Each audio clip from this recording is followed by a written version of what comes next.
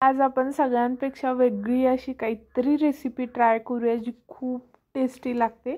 तर मी आज बनवणार आहे खेकड्यांच्या मांद्याची चटणी। ही आहे जिवंत खेकडे, खूप सारे खेकडे आहेत।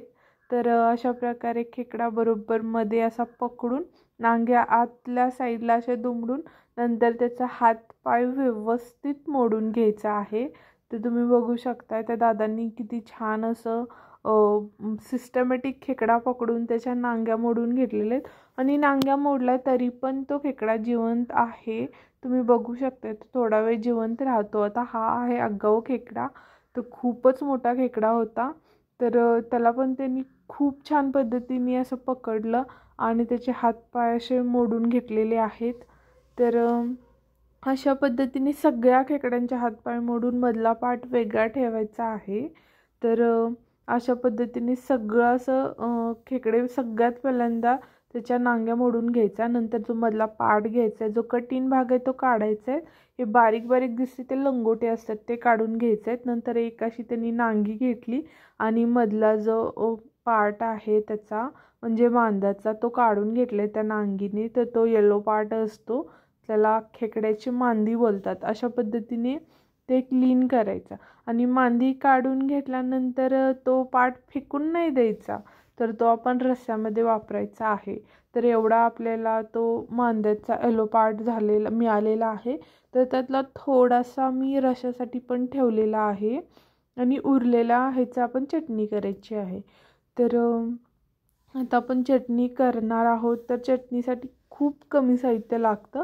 एकदम बारीक चिरलेला थोडासा कांदा, अगदी थोडीशी चटणी, थोडीशी हळद आणि चवीपुरतं मीठ। तर एक मग मी त्या चटणी खूप छोटी होते सो मी छोटा पॅन घेतलेला आहे, त्याच्यामध्ये थोडंसं तेल घातलं। तेल छान गरम झालं, जिऱ्याची फोडणी दिली, मस्त बारीक चिरलेला कांदा टाकला। आता तो आपल्याला छान असं भाजून घ्यायचा आहे ब्राउनिश कलर येईपर्यंत। नंतर त्याच्यामध्ये तिखट मीठ हळद घालायचं आहे। पुन्हा एकदा छान असं कांद्याबरोबर परतून घ्यायचं आहे आणि नंतर मग आता आपण जो मगाशी त्याचं खेकड्याचा मांदा काढून घेतलेलं, तर तो हा येलो पार्ट त्याच्यामध्ये ॲड करायचा आहे। आणि जसं आपण अंड्याची बुर्जी बनवतो ना ती सेम प्रोसेस। तर हा येलो पार्ट आपल्याला असं उलताण्याने छान असं फोडून घ्यायचा आहे, एकसारखा बनवायचा आहे।